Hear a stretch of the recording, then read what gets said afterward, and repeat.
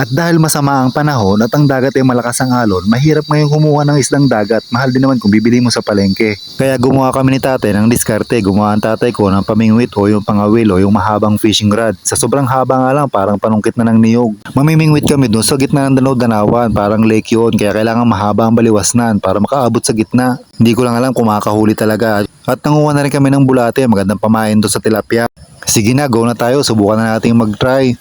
Baka makahuli tayo ng pamprito. Arimunan din yun, pang-ulam din yun. Masyado lang malabo ang tubig kasi galing sa pag-ulan. Dahil nga sa sobrang haba ng fishing rod ko, nakangali din palang hawakan. Kaya may mga time na binababa ko na lang. Pero hagis pa rin tayo, baka tayo may makuhang panghapunan.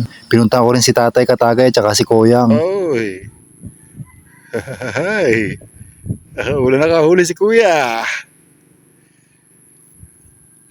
Si Kuya ang una nakahuli, oh. Yan, oh, pamprito. Yan. Ilang beses ko rin itinaan at iniwanan, baka sakali makahuli tayo. Binalikan ko nga aking itinaan pero wala pa rin laman. Mukhang masisiro na naman. Sa aking palitaw. Tingin kung kasi may kumukutib na eh. Ang dawi na ito. Ayan, oh. Uy, huli. Isang maliit. Ayan guys, isang maliit na tilapia.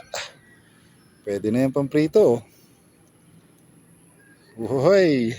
Kuya, nakadami ulit.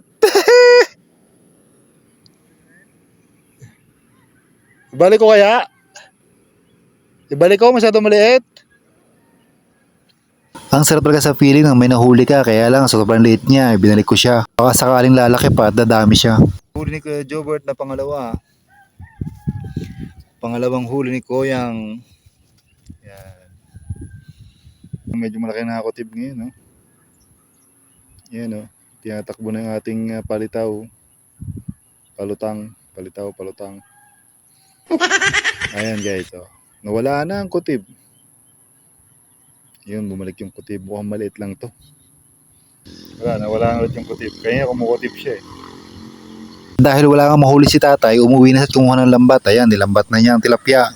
Nagsigurado siya para may maulam mamaya. Katataan pa lang niya, may mga nahuli na. Kahit medyo maliit pa, okay na rin yan. Ganyan.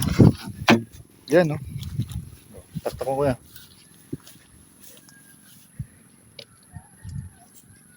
Uy, may huli. Ito lang.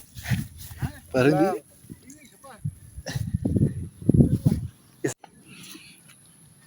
Dere. Tatak. Adventure ni Victor. Tumitira ngayon ng dalag na naman. Artificial na palaka ang pain. Ang huli niya, oh. Ayan, ang huli niya, oh, mga dalag. Ang lalaki ng dalag. Marami ring nahuling tilapiyang maliliit si tatay, kaya inuwi na namin, nilinisan na, titiprinito na rin namin. Ko, di ba may pangulam na sa hapunan, di na kailangan bumili sa bayan. Tara mga pamangkin, isawsaw natin sa toyo may kalamansi at sili. Di ba masarap na ang kainan sa hapunan.